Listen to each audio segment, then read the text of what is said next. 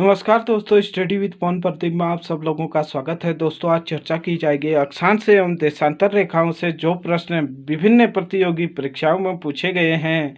दोस्तों, उन पर चर्चा की जाएगी। आइए देखते हैं कि किस प्रकार के प्रश्न अक्षांश एवं देशांतर रेखाओं से पूछे जाते हैं और पूछे जाते रहे हैं और आगे को पूछे जाएंगे। पहला प्रश्न यहाँ पर देखें, पृथ्वी के देशांतर के 1 डिग्री घूर्णन करने में कितना समय लगता है। आप सब लोग आसानी से जानते हैं कि 4 मिनट का समय लगता है। पृथ्वी को एक देशांतर घूमने में 4 मिनट का समय लगता है। यह 24 घंटे में अपना एक चक्कर पूरा कर लेती है, अर्थात से 360 डिग्री घूम लेती है। यह चीज़ हम अक्षांश एवं देशांतर वाले भाग में काफ़ी अच्छे से देख चुके हैं, जब अक्षांश एवं देशांतर के विषय में पढ़ा था। अगला प्रश्न देखें, सभी देशांतर रेखाएं बृहत वृत्त होती हैं। बृहत वृत्त ग्लोब को 2 समान भागों में विभाजित करता है। बिल्कुल करता है बृहत वृत्त, जैसे कि हमने देखा था। और सभी देशांतर रेखाएं क्या होती हैं, अपने आप में एक बृहत वृत्त होती हैं, क्योंकि 2 समांतर देशांतर रेखाओं से एक बृहत वृत्त बनता है। इसलिए इसका जो सही आंसर था, ए और आर दोनों सत्य हैं। ए की सही व्याख्या नहीं है। सभी देशांतर रेखाएं बृहत वृत्त होती हैं। यही कारण है कि ग्लोब को 2 समान भागों में विभक्त करती हैं। यहाँ ए आर का कारण है, न कि आर ए का कारण है। ये इसकी व्याख्या थी। आइए अगला प्रश्न देखते हैं कि सभी अक्षांश रेखाएं किस प्रक्षेप पर मानक अक्षांश रेखाएं कहलाती हैं। सभी अक्षांश रेखाएं किस प्रक्षेप पर मानक अक्षांश रेखाएं कहलाती हैं। ये साइनोसॉइडल प्रक्षेप पर सभी जो अक्षांश रेखाएं होती हैं मानक अक्षांश रेखाएं कहलाती हैं। इस प्रक्षेप पर जो सभी रेखाएं विषुवत रेखा के बराबर तथा समानांतर होती हैं, अतः ये सभी मानक अक्षांश रेखाएं होती हैं। आइए अगले प्रश्न पर चर्चा करते हैं कि अगला प्रश्न क्या पूछा गया है। यहाँ पर अक्षांश एवं देशांतर रेखाओं से देखें, इसके विषय में चर्चा करें। क्या है, सभी देशांतर बृहत वृत्त होते हैं।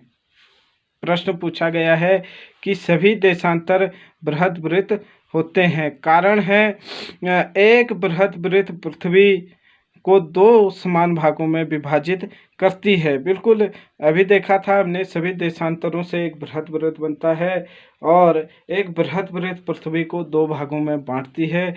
इसलिए इसके लिए कथन तथा कारण दोनों सही हैं, तथा कारण कथन की क्या करता है, व्याख्या करता है। अगला प्रश्न देखें कि निम्न में कौन सा बृहत वृत्त है।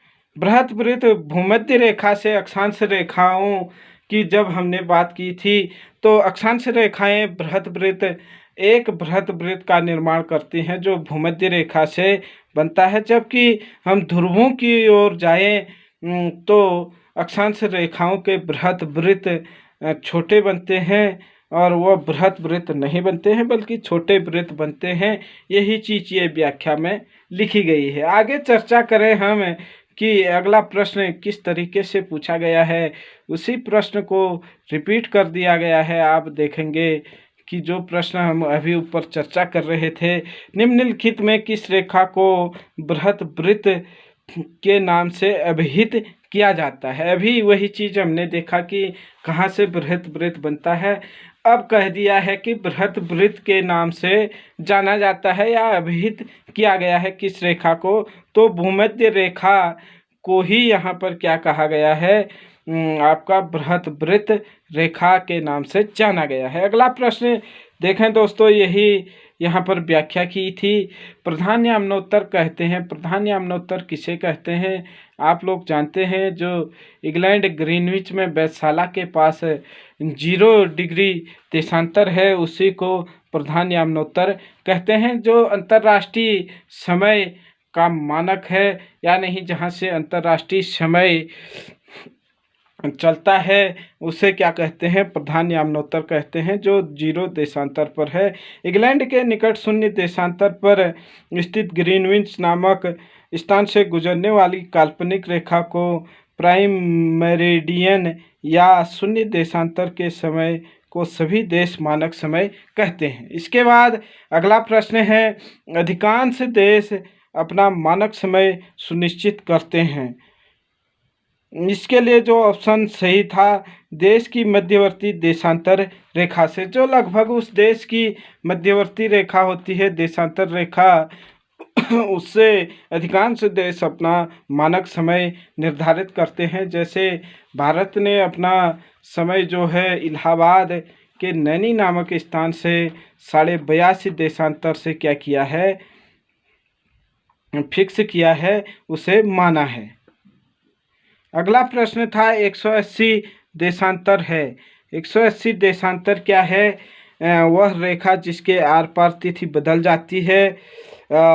एक काल्पनिक रेखा जो शून्य अंश अक्षांश से गुजरती है। एक काल्पनिक रेखा जो भूमंडल को उत्तरी एवं दक्षिणी गोलार्ध में बांटती है। एक काल्पनिक क्षैतिज रेखा जहां से ऊंचाई तथा गहराई का मापन किया जाता है। 180 देशांतर जो है दोस्तों, वह रेखा जिसके आर पार की तिथि बदल जाती है। अगर हम 180 देशांतर से पूर्व की ओर आएँ तो इधर को एक दिन बढ़ जाता है, जबकि 180 देशांतर से पश्चिम की ओर जाएं तो यहाँ को एक दिन कम हो जाता है। आइए देखें व्याख्या में क्या लिखा है।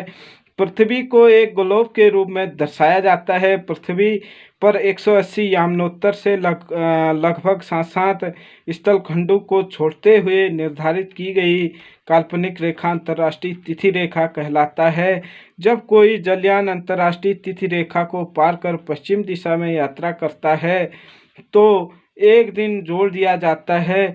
जब पूर्व दिशा की यात्रा करता है तो एक दिन घटा दिया जाता है। दोस्तों, यहाँ को आए तो एक दिन ज़्यादा हो जाता है पूर्व की ओर आने पर, और जब पश्चिम की ओर जाते हैं तो एक दिन कम हो जाता है। आप ऐसे भी इसे याद रख सकते हैं। क्योंकि जो 0 डिग्री देशांतर है उससे पूर्व पर जाने पर हमें समय आगे मिलता है, जबकि पश्चिम की ओर जाएं तो प्रत्येक देशांतर पर 4 मिनट घटता है, जबकि पूर्व की ओर प्रत्येक देशांतर पर 4 मिनट बढ़ता है। अगला प्रश्न है, मानचित्र रचना में अक्षांश एवं देशांतर रेखाओं का उपयोग सर्वप्रथम किस देश के विद्वानों द्वारा किया गया था?